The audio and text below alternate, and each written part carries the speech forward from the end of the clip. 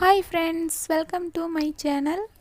இன்றைக்கி நம்ம சேனலில் என்ன டாபிக் பற்றி பார்க்க போகிறோன்னா, எந்தெந்த உணவுகளோட இன்னொரு உணவை சேர்த்து நம்ம சாப்பிடக்கூடாதுங்கிறத பற்றி தான் பார்க்க போகிறோம். வாங்க ஃப்ரெண்ட்ஸ், வீடியோக்குள்ளே போகலாம். அதுக்கு முன்னாடி நம்ம சேனலை சப்ஸ்கிரைப் பண்ணாதவங்க சப்ஸ்கிரைப் பண்ணிக்கோங்க.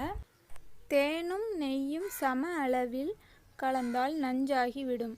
எனவே இரண்டையும் சேர்த்து உண்ணக்கூடாது. இவற்றில் ஏதாவது ஒன்றை ஒரே நேரத்தில் சாப்பிட வேண்டும். வாழைப்பழத்தை தயிர் மோருடன் கலந்து சாப்பிடக்கூடாது. வாழைப்பழம் சாப்பிட்டவுடன் தயிர் மோர் சாப்பிடக்கூடாது. பழங்களை தனியே தான் சாப்பிட வேண்டும். சாப்பாட்டுடன் சேர்த்து சாப்பிடக்கூடாது. அதன் தாது சத்து உணவுடன் கலந்து பலனற்று போய்விடும். வெண்ணெயுடன் காய்கறிகளை சேர்த்து சாப்பிடக்கூடாது.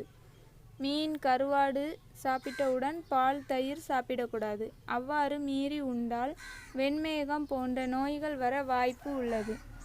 உடல் மெலிந்தவர்கள் புழுங்கலரிசி சாதம் சாப்பிட வேண்டும். உடல் பருத்தவர்கள் கோதுமை உணவு உண்பது நல்லது. ஆஸ்துமா உள்ளவர்கள், சளி அதிகம் உள்ளவர்கள் தக்காளி, பூசணிக்காய், முள்ளங்கி ஆகியவற்றை சாப்பிடக்கூடாது. மூல நோய் உள்ளவர்கள் முட்டை, அதிக காரம், மாமிச உணவு ஆகியவற்றை உண்ணக்கூடாது.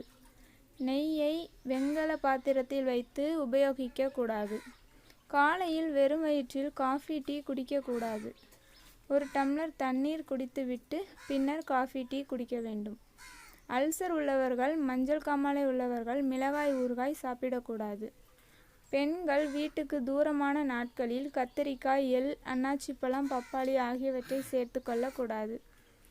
தோல் நோய் உள்ளவர்கள் கத்திரிக்காய், புடலங்காய், நிலக்கடலை, மீன், கருவாடு, அதிக காரம், அதிக புளிப்பு, கொத்தவரங்காய், பீன்ஸ் ஆகியவற்றை சாப்பிடக்கூடாது.